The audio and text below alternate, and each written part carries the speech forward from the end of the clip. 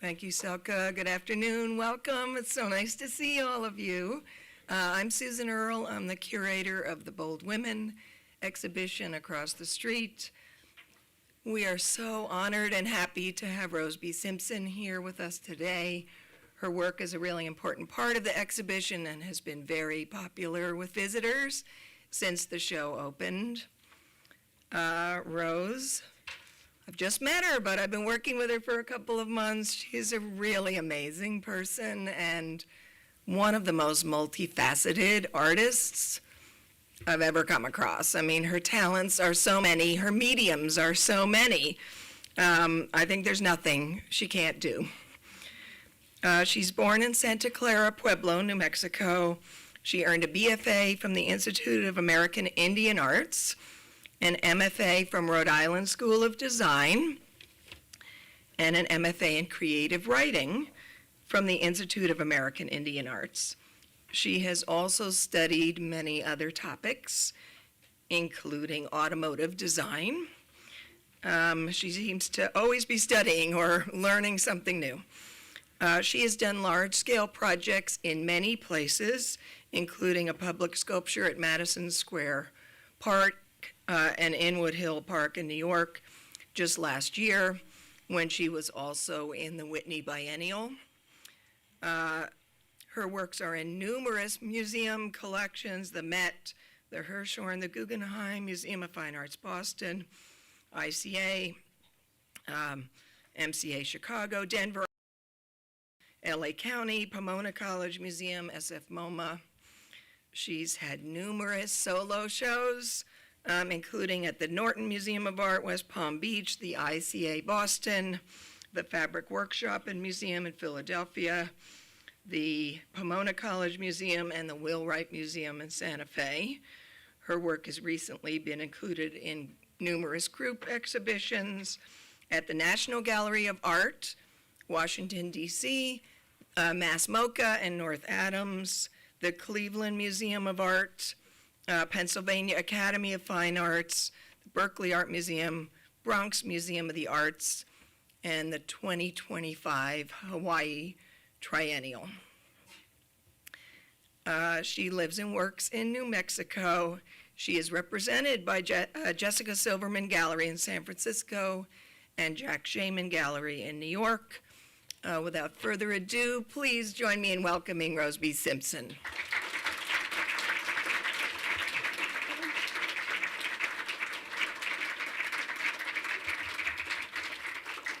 Hi, everyone. I think that every lecture, talk, etc. should have snacks. This is like really high on my list of awesomeness. So thank you for the wonderful stack of snacks back there. Just give thanks. Let's see. I'm Rose B. Simpson. I'm from Santa Clara Pueblo. I'm here with my lovely assistant / daughter, Cedar, who is my travel buddy and companion. So thank you for having me here. Thank you for supporting my work. Thank you, everyone, for taking time out of your day to come hear my story. I like to start by grounding myself in context. And sometimes things can feel overwhelming and overstimulating. And how I tend to remind myself of what's really going on is to spend a moment and give thanks and understand the context of things. And so today, I want to give thanks for my health and my well-being and my body, first and foremost today. I'm giving thanks to this incredible mechanism that helps me do and experience all the wonderful things. I want to give thanks for community and the people in my life who support me, who show up, and who believe in me. This is one of the biggest teachers. I want to give thanks for the plants and animals that gave their lives for me to sustain myself and continue my work. I give thanks for the architecture that houses my body and my beings and my intentions in the world. I feel like buildings and houses are beings, and I always like to acknowledge them for their gift of protection. I like to think about all of the stories that existed underneath our feet where we are. I am a guest in Lawrence, Kansas. I am not from here, and I like to remember how many thousands and thousands of stories from indigenous people to enslaved peoples and those stories. I think about the animals and plants who all had long lives and stories in the place that we stand today. And I like to take a moment and just consider them, the plants, animals, beings, the history of this place, and all that has transpired to make this moment what this moment is.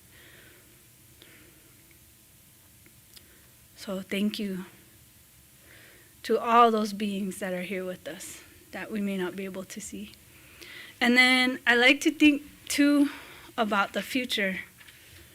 And I like to give thanks for the hope and the beauty that is potential itself, and what we are able to conjure into being if we believe in it.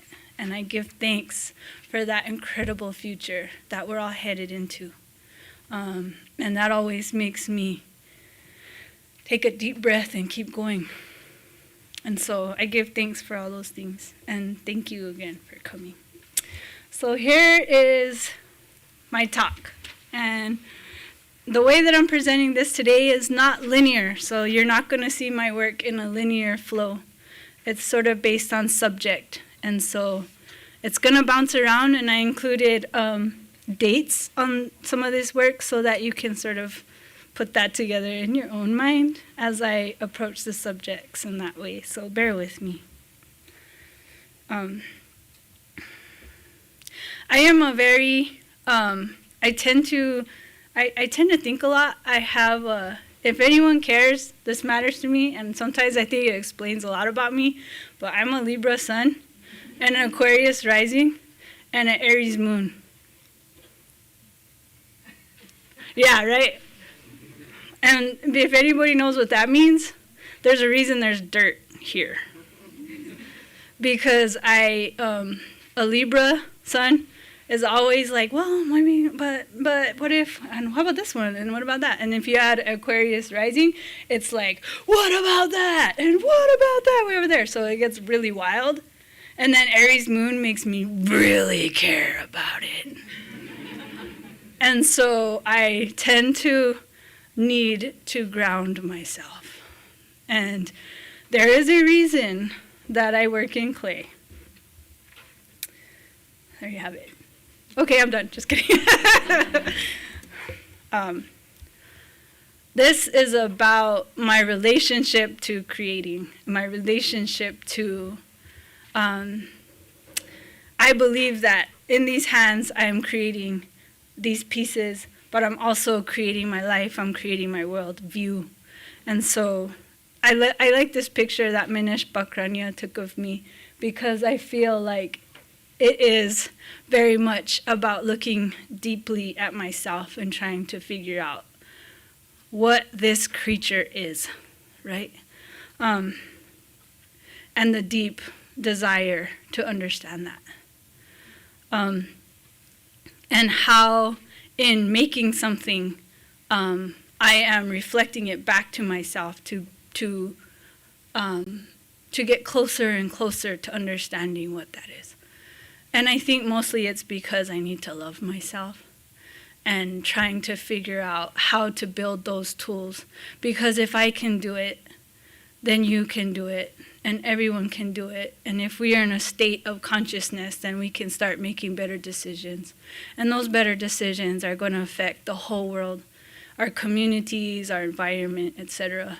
And this is only because I really care. I really, really care. And so that desire is what keeps me pushing and pushing, whether it's towards joy, whether it's towards deconstructing something painful, or whether it is to visualize something that I have not yet felt yet and I need to see in order to believe. And so much of it is about context and understanding the universe. This is these, I called them space baskets, and they were paper bowls that were on the ceiling of an installation at the Fabric Workshop, a museum in Philadelphia, and these are stars. And to me, it's about looking up and observing the contextual field and remembering how teeny we are, and how loved we are, and how held we are, and how simple it really is, and how beautiful it can be if we choose to make it so. So I was thinking about the title of the exhibit, Bold Women. And I recently got an award in New Mexico that had it was like history makers and women. And I realized that I haven't really ever seen myself as a woman. And I was trying to figure out what I actually saw myself as, and I realized I saw myself more as like a creature, maybe more on like the cartoon character side of things. And only recently have I started to understand what it means to be a woman and to feel that inside my soul. And so I felt like this was an important topic to talk about. And I think one of the reasons that I have not claimed that title or that honor is because of something called empowerment. And I've struggled to fully understand this. So I come from Clara Pueblo, a community, an ancestral community in northern New Mexico, right along the Rio Grande River. And we are known for our strong women. And my family is the Naranjo family, and we are known for having very strong women.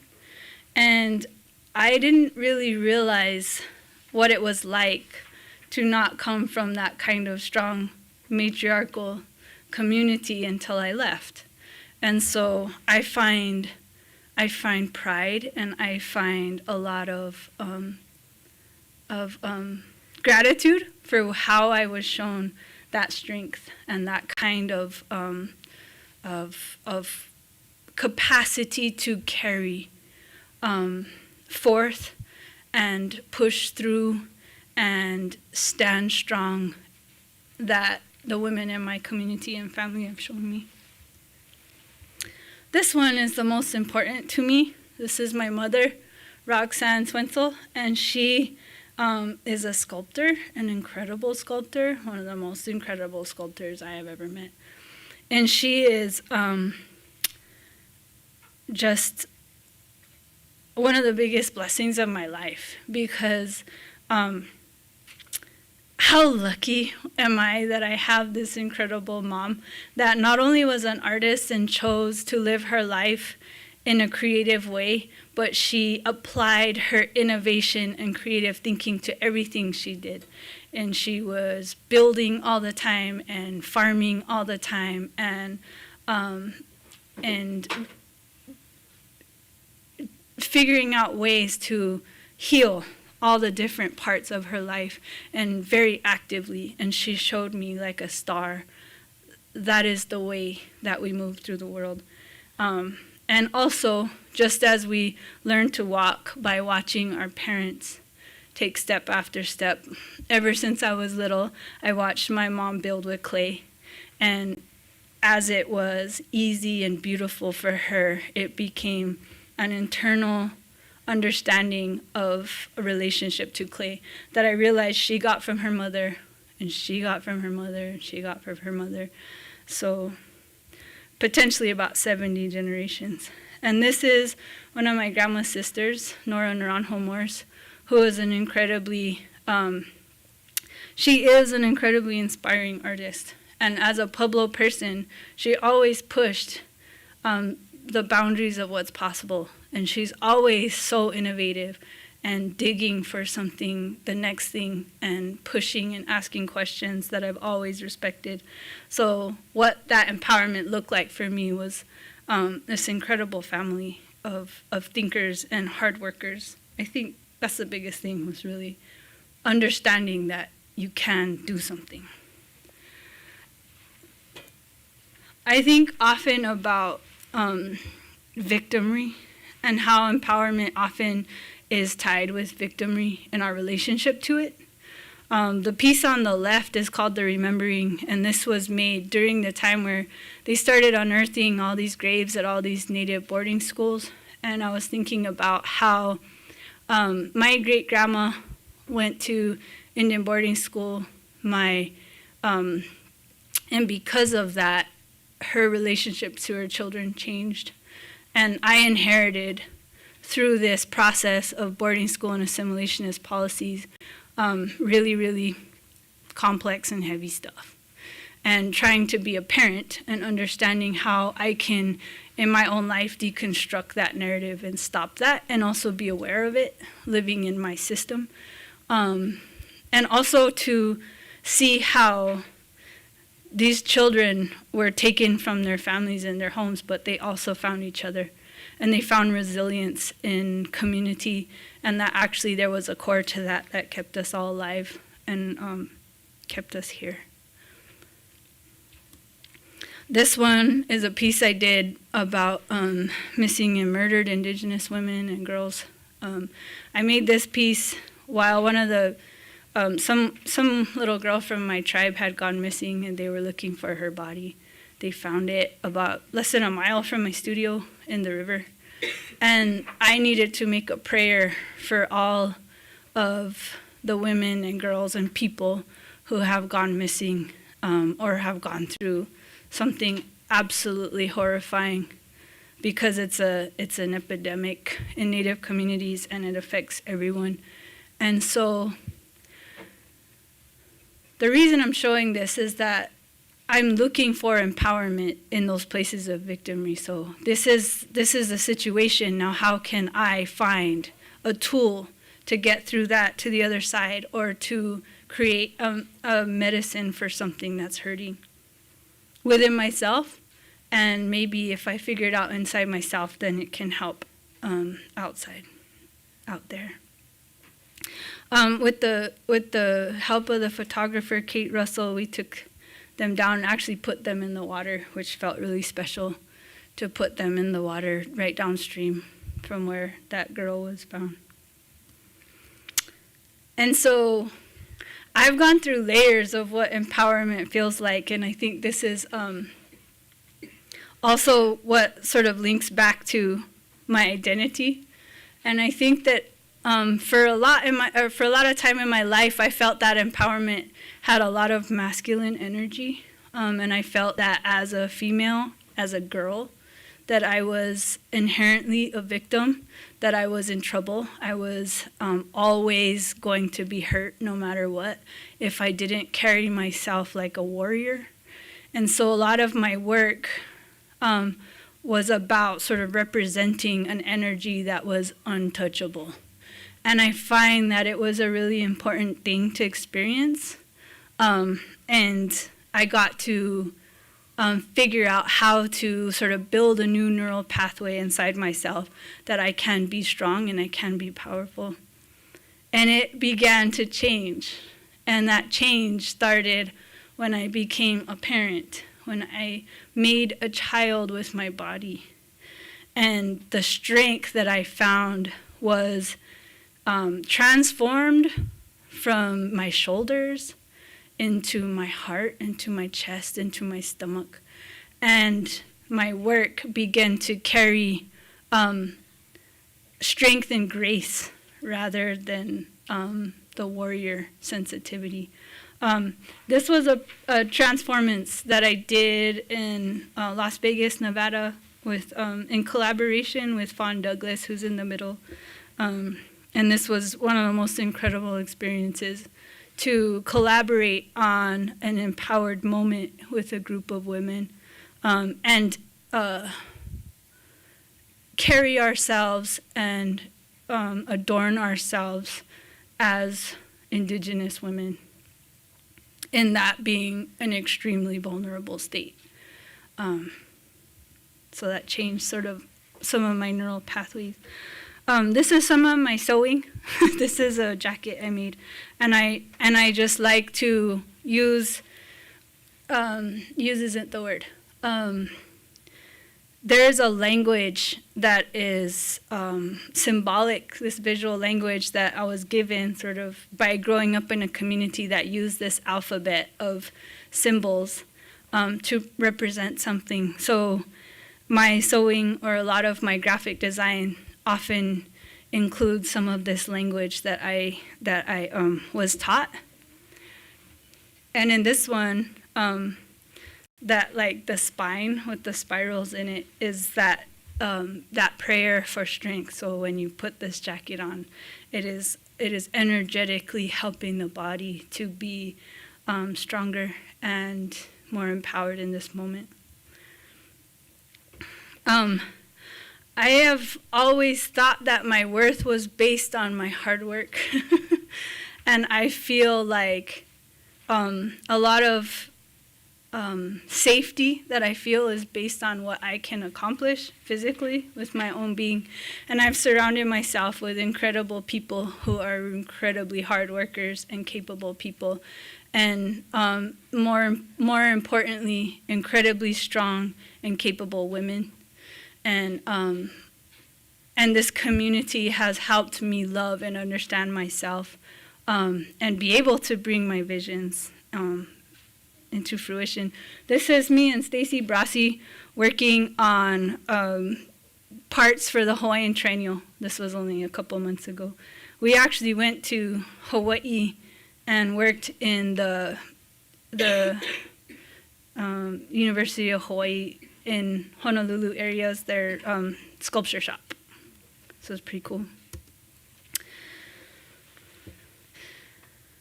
So I can make work that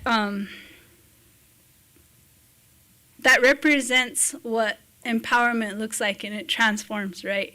So whether it's consciousness, a lot of times I take the arms off my work because I'm trying to deconstruct that, like my worth is based on what I can do, and change it to my self-consciousness and my capacity for awareness is based on how I feel and what I can attach to by way of a spiritual consciousness. And so the piece Heights that's on the left is a representation of being sort of in that state of grace that is holding space for itself. And what's interesting about some of these works is they're sort of child size, and yet I like when they're small and yet they still hold space for that energy, that feeling. And then there on the right, Conjure is also in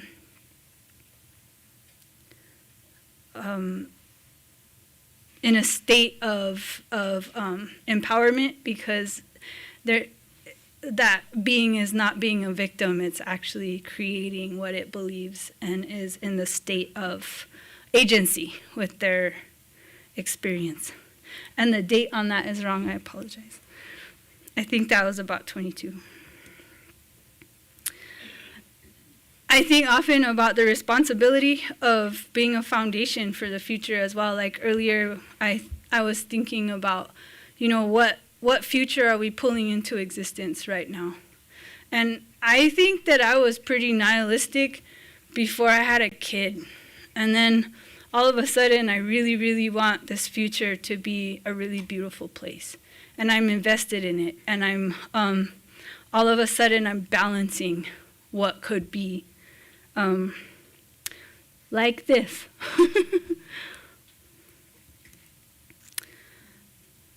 And what does graceful empowerment look like? And I think a lot about political work, right?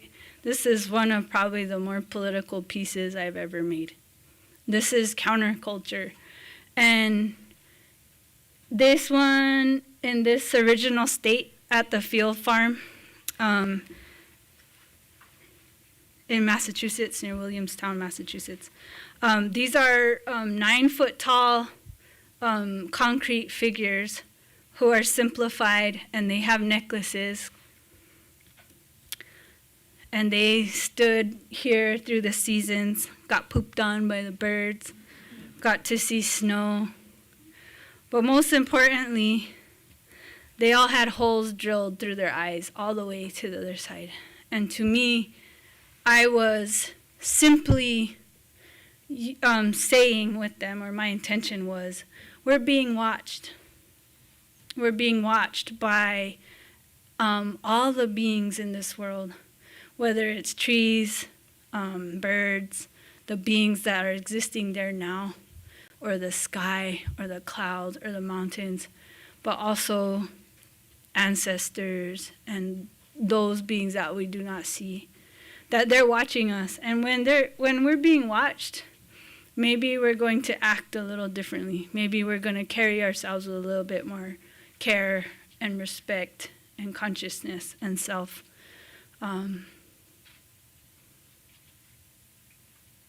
I've been thinking about shame and how I'm not asking for shame.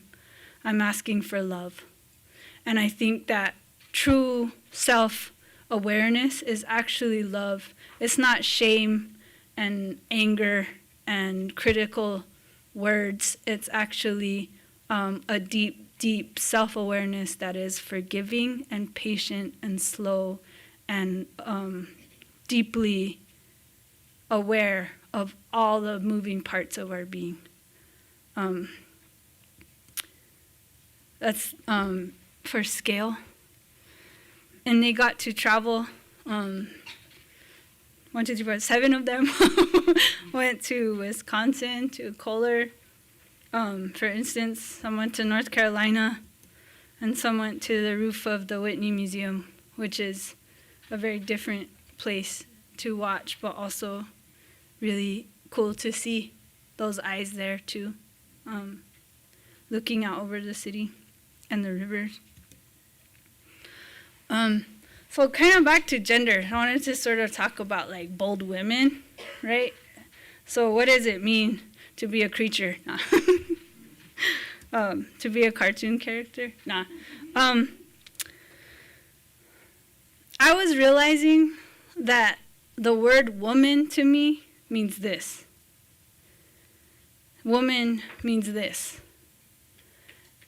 And it doesn't mean a sexualized body. It doesn't mean a certain thing. It's actually a way of being. And one time I was told that you are not a woman until you become a nurturer.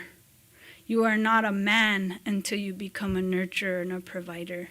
And before that, you are just a boy and a girl. You're still a child. And you don't fully become a whole person until you know what it means to care for someone else.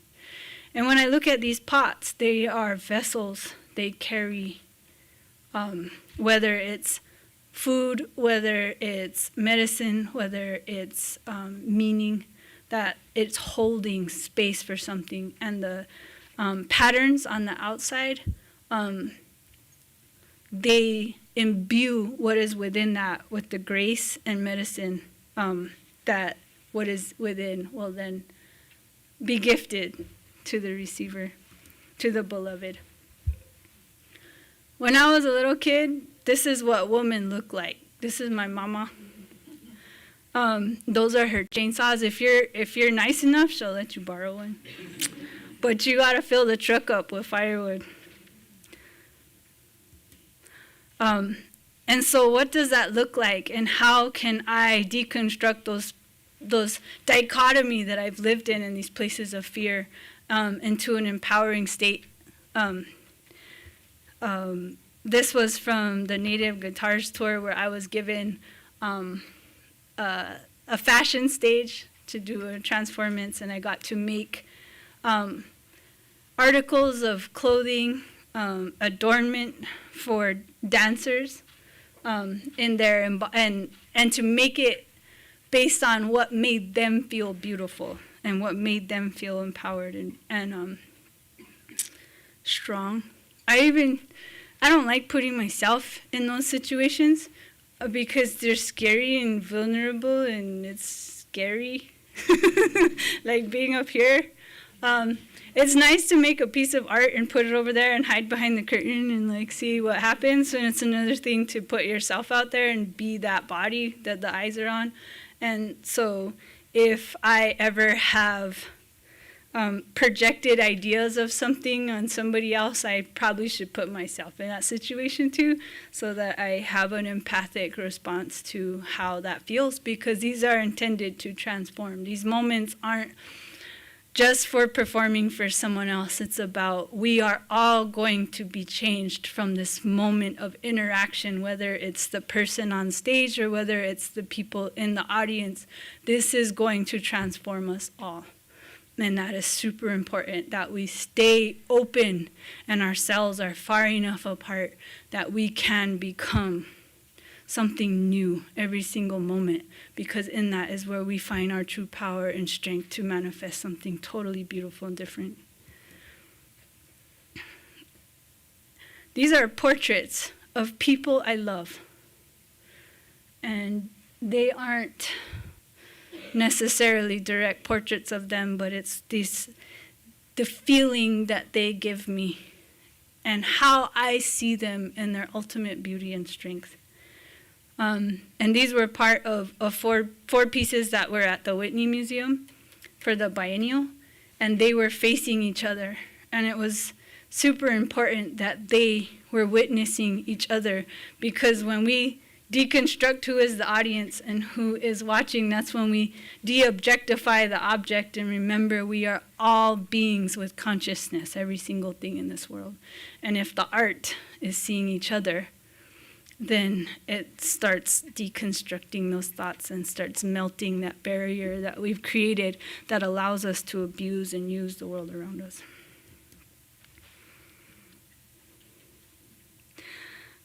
I keep thinking about our relationship to ourselves. That went backward. And that as a parent, I have to, walk the talk. Enough said. No, I'm just kidding. It's hard. And I feel like that self-awareness and self-tenderness, and it's not about hubris, and yeah, I go through that too, trying to figure out how to find grace in that authenticity with myself. That is where I feel true strength and foundation for truth lies within us all. And if I can be that for myself, then I can demonstrate to younger beings or anyone else that that's possible. And it's terrifying. But if I sit with my fear long enough, then maybe I'll find out why that's terrifying. And it'll follow its way into the place or the muscle or the joint in my body where it lives. And I'll sit with that ache long enough that that fear goes away. And when it's gone, I can breathe deeper. When I notice my mind noticing, and finally it leaves my body and looks back at my body, and my body can finally breathe because the oppressive government has just left, which is my mind, and all my cells can start reconstructing themselves to be this beautiful thing that I was meant to be, that's beyond all the shame and the judgments and objectifications that I've turned myself into. Those things, those little steps to love. Those little steps so that, the next generations and the people that look up to us, or who knows, maybe it's just the rock in my driveway, and we can change together. And be that, right, foundation. This piece on the left is one of my favorites. It's small for me. It's about that big. And it was the first piece I made as a mom. And I had this little person over here strapped to my chest, and I built this piece with this baby sleeping. And I think that it was a huge moment when I realized that when there's this colicky baby, 3 a.m, won't stop crying. And I found the capacity inside myself to just keep rocking her and keep rocking her and keep rocking her, because that is love. And there was something that was way gnarlier than I ever could find on a motorcycle. And that was, wow, the capacity for pushing through when we care is incredible. And what and how can I apply that to all parts of my life? And what does that look like? Like reclamation.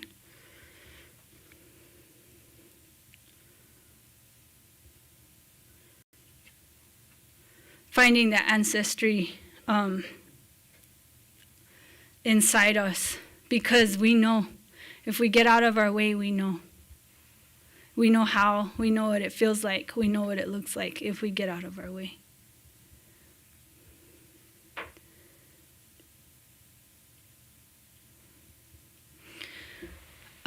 So I made this I think was one of the first real pieces I made about being a woman specifically. And this is a piece called Seed, and it was made for Madison Square Park in New York. And if anyone's been there before, it's a little tiny patch of green that's surrounded by really massive buildings, so it's this like hole, this like tube with green at the bottom. That's how it feels, and I'm from the boonies. So cities are uncomfortable places for me. And I felt like as tiny and as insignificant as this little patch of green was, it was so important for people to find some sort of connection in a world that's feels very disconnected to me. And so I made 7 large figures that looked out, and they were created with some of those sort of symbolic language, referencing nature, referencing energy, movement. And then in the center is a bronze, larger-than-life bronze bust who is, her eyes are closed, and she's soaking into the ground. She's buried into the ground. And the tall sentinels that are looking out have these faces that are watching.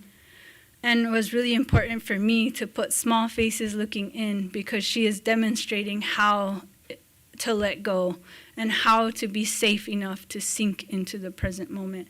Because I find with myself, especially when I'm walking through a place that's unfamiliar, where I feel scared, where I feel vulnerable, my hackles go up and my furs, and I start walking like this, you know what I mean? And I know this so well. I know this place inside my body where it's like, you want to fight, right? And I know that's not a healthy place for me. And I've spent too much of my life there, so I am looking for the grace. And creating that space for the grace is super important. And it's like, if we know we are protected, what does it take for us to close our eyes and let go and melt into the present moment? In a place like New York, I personally don't feel safe to do that. And so I wanted to portray this experience. And as the summer went on, the plants, which were native plants to the area, they just kind of enveloped her, and I found that really beautiful. I wanted people to be able to walk right up to the piece, but some of my metal things were a little too sharp, so there was a wire around it, which was kind of a bummer, but I do realize I didn't take into consideration that I made it a little too protective.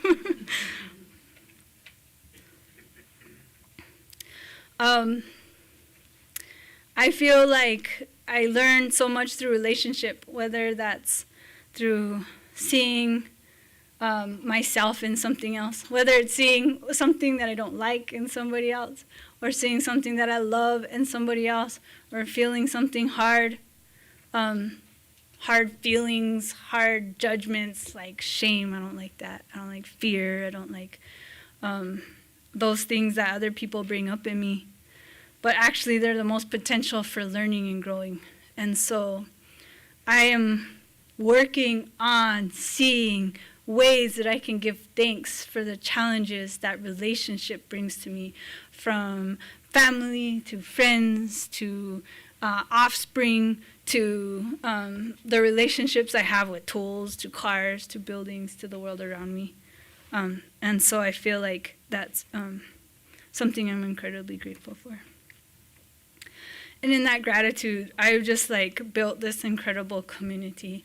And on the left is Celestial and Wanda Abeda, who are been my studio buddies for this past year and a half, and I'm so grateful to begin to allow in help and to begin to understand how collaboration works to see a vision come to life. Because I have a vision, I see something and I want to make it and I want to see it and I want to experience it myself, and it's like I have this thing and it needs to come out and I need to see it, and I'll do it myself, but it's also wonderful to have people that are all like, oh, what do you want to do? All right, let's do it. You know, where do we get started? Come on, Rose, let's do this. And I love that energy that brings those things together, so that I can look back on this work and see it come to life. And then see it teach me, right? See it show me something that I was needing to see. Maybe it was too abstract. Maybe it was too much of an idea. And if I see it in the physical plane, then I can understand it better. This was one of the biggest projects I've ever done, and I just want to talk a little bit about it because this was an incredible feat of community and strength. Strata opened last summer at the Cleveland Museum of Art, and they're two 24 to 27 foot tall figures inspired by this chunk of hill on the side of the road in northern New Mexico.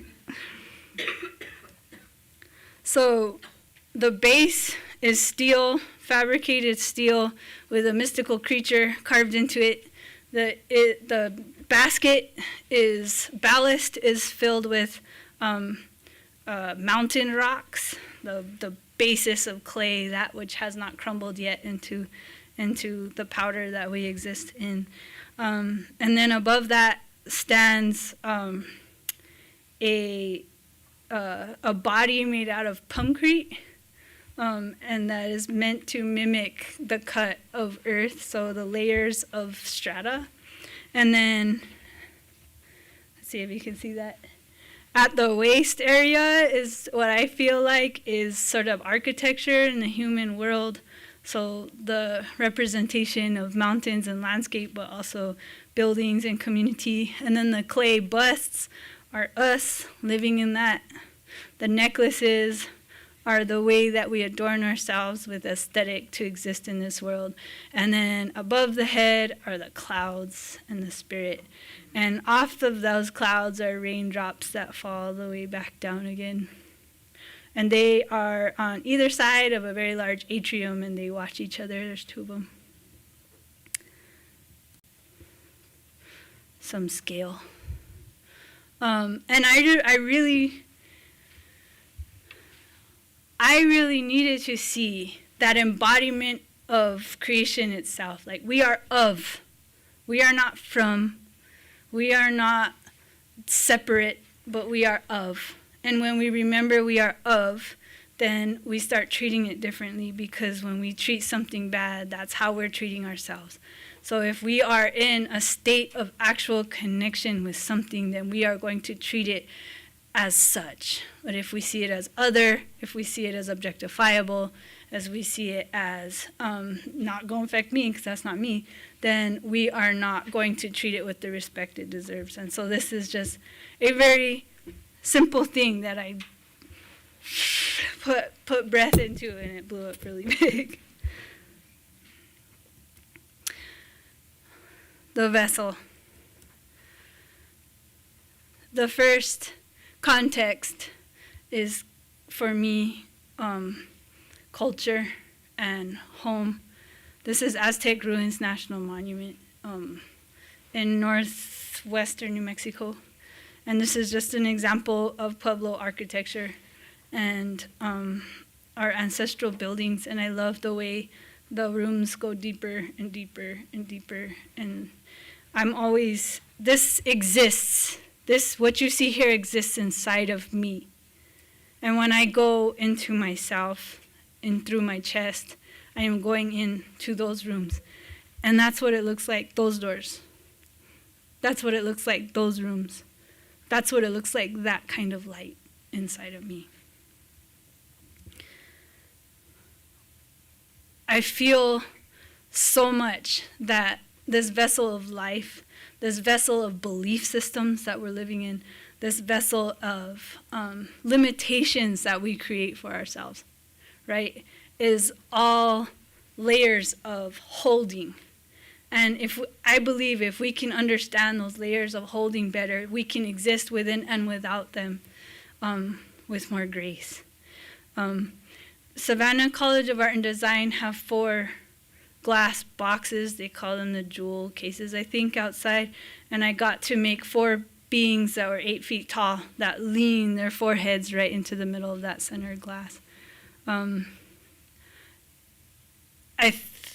the time, I was thinking a lot about fragility and our human sort of condition. I made these during the beginning of COVID, and I was thinking about our belief systems and our limitations and all the things that are guiding us to understand ourselves and our world better. So these pots on the right were in my mom's yard, and I wandered over, and they were sitting there on the ground, and she had just sanded them, so they were nice and smooth and beautiful. And I was like, I looked at them, and they were breathing. And I thought, that's exactly what I mean. And my pieces have mouth, they have eyes, they have nose, they have ears. They have the senses because they are beings, and they are witnessing us, and they are breathing. Because they are hollow, they are vessels for that intention. And whether I'm building something clay or I'm working on a building, this is the new studio that I'm working on with adobe walls, that they are layers of holding, layers of love, layers of my intention that I'm investing into it. This wall that I'm working on the right, I actually had a piece of chalk, and on every brick I wrote an intention or some kind of positive thought, and it's an experiment because adobe bricks aren't fired, and so they still have molecular water, and I feel like that whether it's just little particles of earth that's listening to me, or if there's water in there too, that my intention is imbuing that brick, and it will change how that building feels when you're in it in the future. And this is my mom vessel, and this is how I somehow understand what it means to be a mom. And this is my baby carriage, and I drive this truck, and I put my baby in it and keep it safe. And it's a red Power Wagon, if anyone gets the joke. I didn't get it until after I got the truck. But I've been thinking about those layers of vessels and the ones we choose and how we inhabit them. And I question this. I'm not saying this is how you mom. This is how my mom mommed, and that was beautiful in lots of ways. But maybe this is also an expression, an example of my own fear. And so I'm deconstructing it, and I'll do it as long as I need to until it teaches me what it needs to teach me.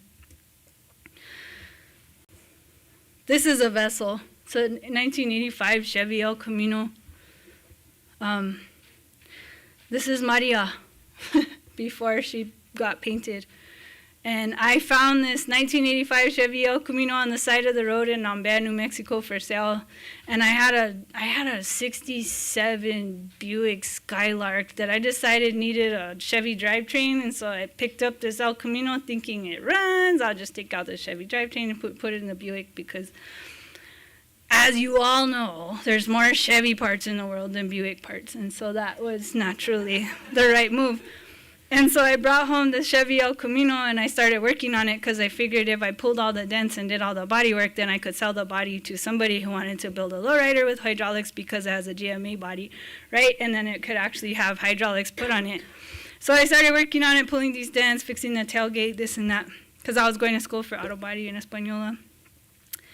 And my mom said, she came, our studios are my studio's kind of in the middle of our Permaculture Institute, which is sustainability and cultural preservation. And she came over, she said, let's use that ugly thing to get the stuff out of the field because the bed is so low, right? And it's good for the kids. They can just put the stuff in. So we drove it to the field and filled it up with.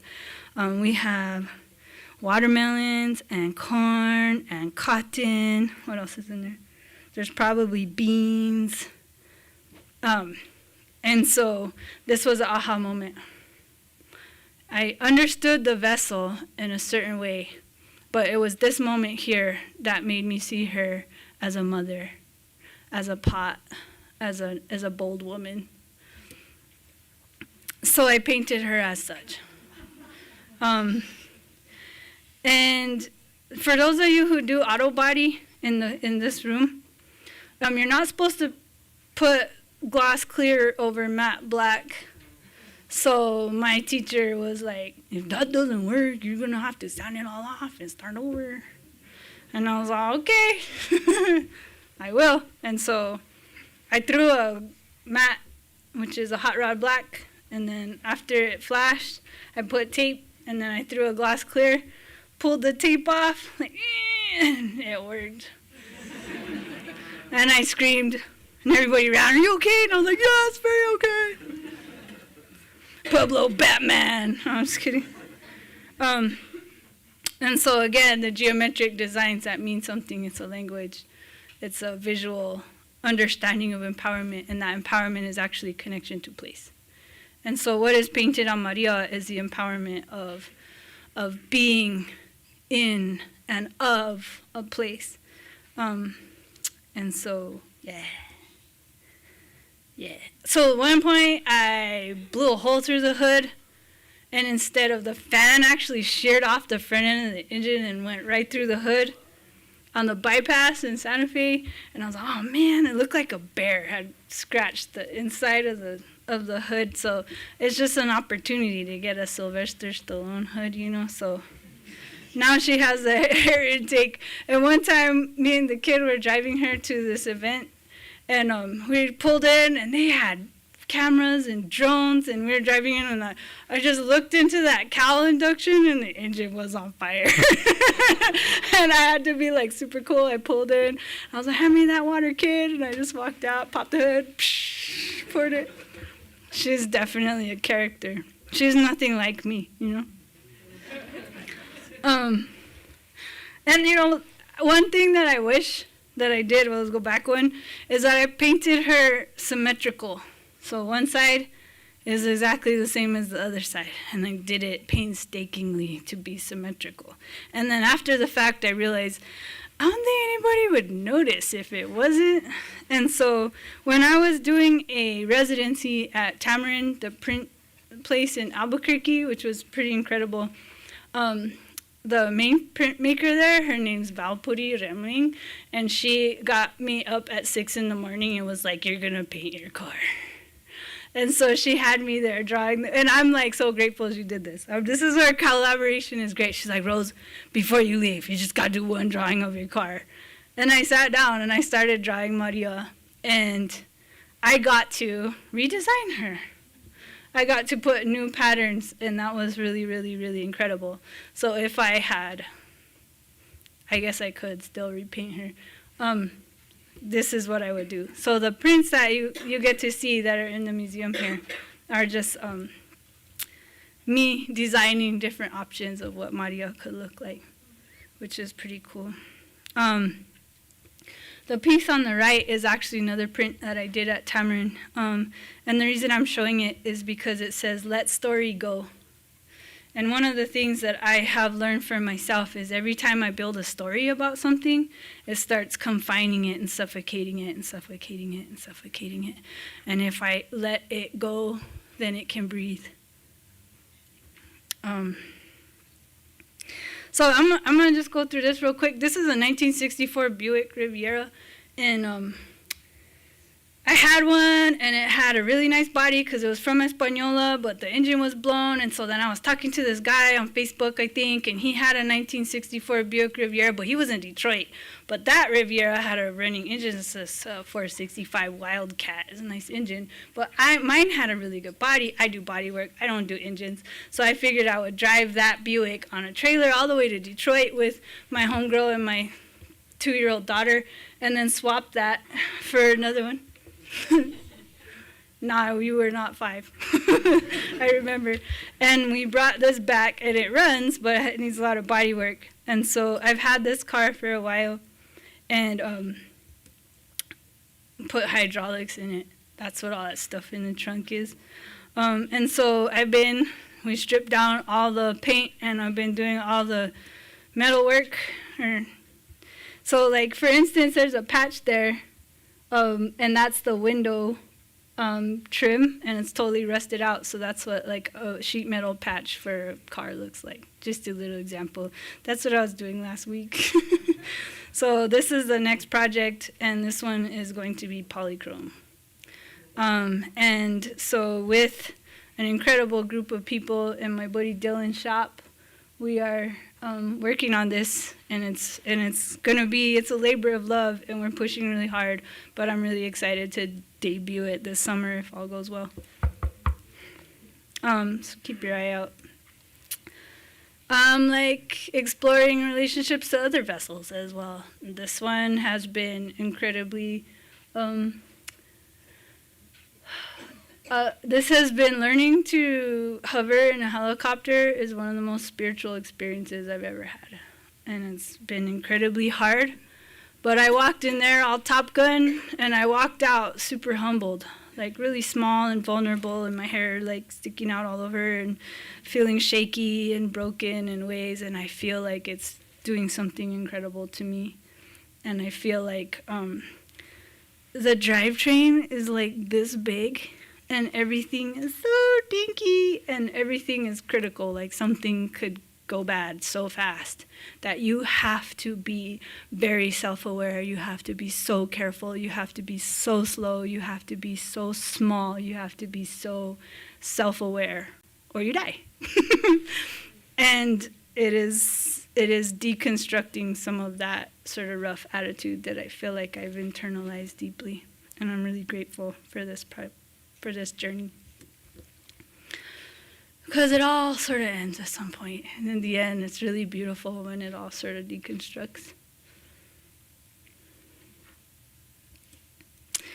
And this is to really find myself.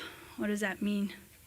The slab process that I figured out, I would throw the clay until it was super thin and then have to build with it like that, so I couldn't like project what I wanted onto it. I had to work with as it wanted to be, and then be in a state of acceptance rather than projecting. Whether it's creating the parts of myself in these rooms and sitting with it, and creating these spaces of self, and then growing and learning in those spaces and imagining what they could be in their beauty rather than shame. And just being a fun mom. Being present, because I think in my presence and my truth, I'm actually a lot of fun. And like, I think if I had a creature for a mom, it'd be a lot of fun. But that creature can't be stressed out or anxious or judgmental or shameful or ashamed. So that I can build that future with the world around me and myself. To be able to witness and see the world through different senses, and to guide with my heart and not my mind.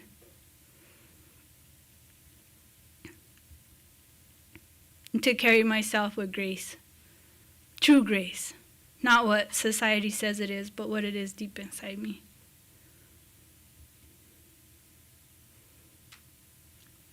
Know deep in myself what beauty is.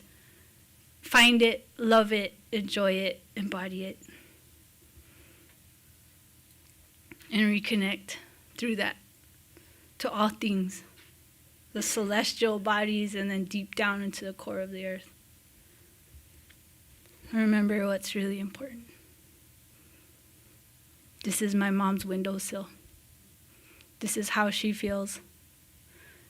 This is my goal. The end.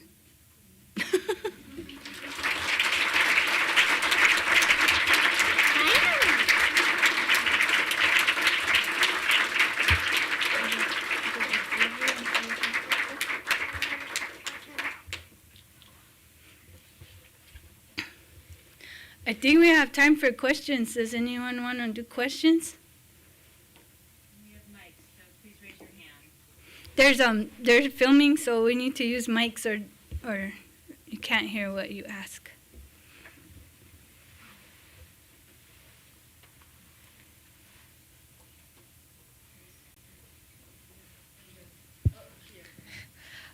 Something I was thinking about since you work with clay, do you prefer using pre-made clay or clay that you make? I use commercial clay because I ask a lot from my clay. I pick them up by the arms and throw them around, and I stack them in crazy ways. And because of that, I want them to be extra strong. So I use mid-range. I fire cone 5, 6. So I actually use different clay bodies that are different colors because I don't like to use a lot of glazes. So the clay bodies themselves are my color palette. And I get my clay from New Mexico Clay in Albuquerque. And so my palette is kind of limited to what they have. But, you know, I feel really grateful to sort of ask the clay what it wants to do and be rather than sort of projecting as much as I think I could from the clay, like, you know, turning it into something and rather than asking it what it wants to become.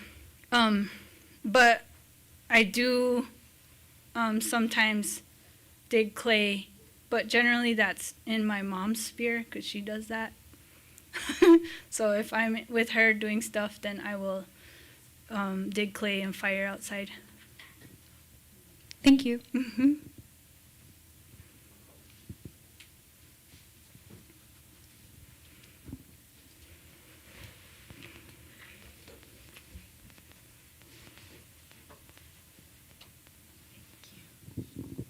Hi. That was wonderful. Thank you so much. The really, really tall figures that you use concrete for, are the faces done with clay then? Yeah. Yeah, they had so much life to them. I thought, I don't know, there is that difference to me, like actually hand forming the clay. And I wondered. Thank you. Yeah. So it's steel pumpcrete. So it's actually a steel frame with wire and then pumice mixed with concrete on the surface. On the surface. So it couldn't be, if it was solid concrete, it would be super heavy. So Right. So it's actually a shell of pumpcrete, and then there's a plate, a steel plate, and then there's clay, and the clay heads are about this big, and then the head pieces are aluminum, so that they're light. Yeah. Yeah. There's a lot of like brackets and engineering to make it all fit together so it could ship. Sure. They're actually headed to the school at Kinderhook, Jack Shaman's place in Kinderhook. So that should be cool. They're also modular, so the vertical headpieces can go horizontal, and they can sit without the metal base. So I think they can be 14 feet to 27 feet. That's really smart. Are they modular? Are they Yeah. modular? You're making Yeah, so they're all pieces, and they'll be able to be put together to be sort of different heights depending on the size, because they can't go outside. Yeah. So they have to be inside, and not everybody has a 60-foot ceiling. Oh, I don't. They have to be inside Yeah. because of the clay. They have to be and- inside because of the clay. Yeah. And I don't know how well the pumpcrete would do with frosteds, but I think it'd be, but I wouldn't put it outside. So is Palmcrete a brand, or is it something you mix yourself? It's with just concrete pumice, and- like pumice, crumbled okay. pumice, Yeah. mixed with concrete, so I mixed it in buckets with a drill mixer, and then I put stains, actually clay stains like iron oxide, to tint it different colors. Yeah. Rose, we have a question from our live stream audience. Oh, so the okay. question reads, thank you for sharing your thoughts and experience. I love the phrases states of grace and agency. How do you see us bringing these qualities into our collective experience towards healing our world?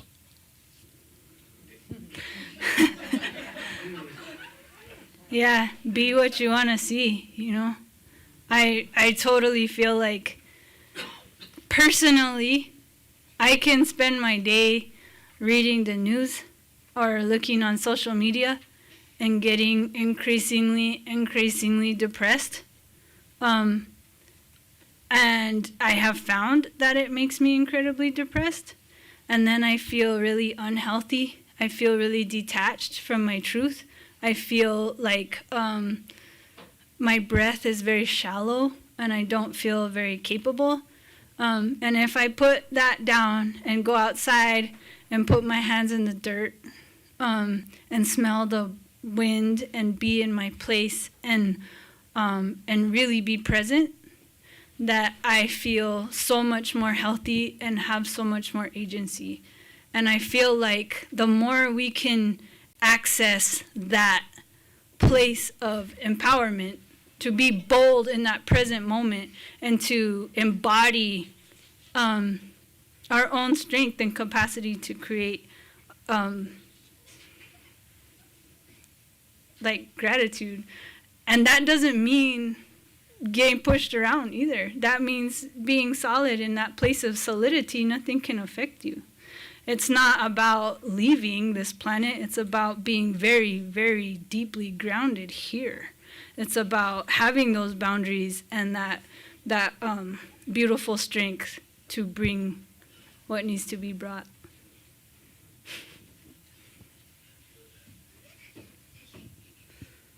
Hi, Rose. Thank you for that soulful journey, the story you shared with us. From your story, it sounds like you are weaving your narrative with everything you found around you. I'm curious how the creative writing comes into place, because it sounds like when you talk, as I have heard several of your YouTube recorded talks, it sounds that your narrative is part of your art piece as well, because you talk so beautifully about everything. So I'm curious about your thoughts on that. I think that everything I'm doing is to communicate, whether it's to communicate with people who want to meet that halfway, or if that is to understand myself and communicate with those rooms inside of me, that I am looking for the tools to communicate, right? And sometimes that's a car, sometimes that's clay, sometimes that's music, you know, sometimes that feels like silence. And I love the written word. I love to be transported by beautiful writers and poets, and I love the challenge of the craft of writing. It becomes a craft to me, and I feel like just as much as it makes me feel like blooming when I read something just delicious, right? Like I want to find that inside myself. And if I can make that happen on word, on the page, then I am, becoming it, embodying it. And so I love that, right? And I feel like I love when there's boundaries to something, right? And like, I think when there's limits, that you can be that much more creative. If it's like, I think there's something beautiful about boundlessness, but sometimes when you have edges, you have to be that much more innovative and creative. And the English language is dismal. It's a dismal place, right? But because of its being so dismal, when you get it to bloom, it is so delicious. And when people are able to make the English language bloom, I'm in love, you know? Does that answer your question? Cool.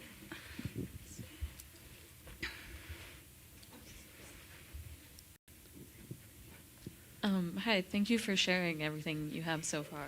I was just wondering, how do you feel like with working with so many different mediums, do you try and kind of focus on one thing at a time, or do you feel like they're all kind of like part of an interconnected practice, like working on cars or working with clay, and writing? Is it something you like are actively thinking about and trying to like work through, or is it kind of all part of the same process? Right now, I'm focused. I'm not in the studio making clay stuff, and I feel empty. I feel like I need to return to that, but just because I've been focused on, actually I've been sewing upholstery for this car. So I've been sewing upholstery and then welding on the other days, and then sewing and then welding. And so that's different than clay. I enjoy it, I appreciate it, and I'm looking forward to the days where I get that kind of juice from everything.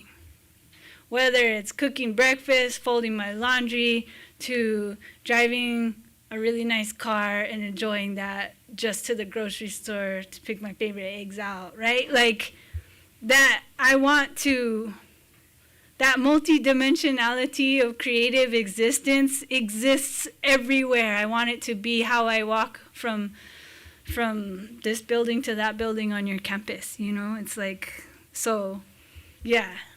I mean, right now things are compartmentalized in this way, but I hope that I can drift in and out of them in a more joyful way. But I think part of that is like anxiety and deadlines and stress and capitalism, but we can talk about that later.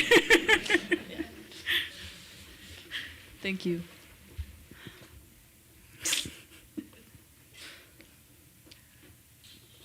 Okay. Thank you so much, Rose. Thank you.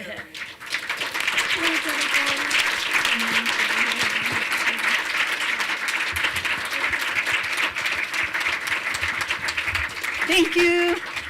Get some more snacks. Are there any more snacks?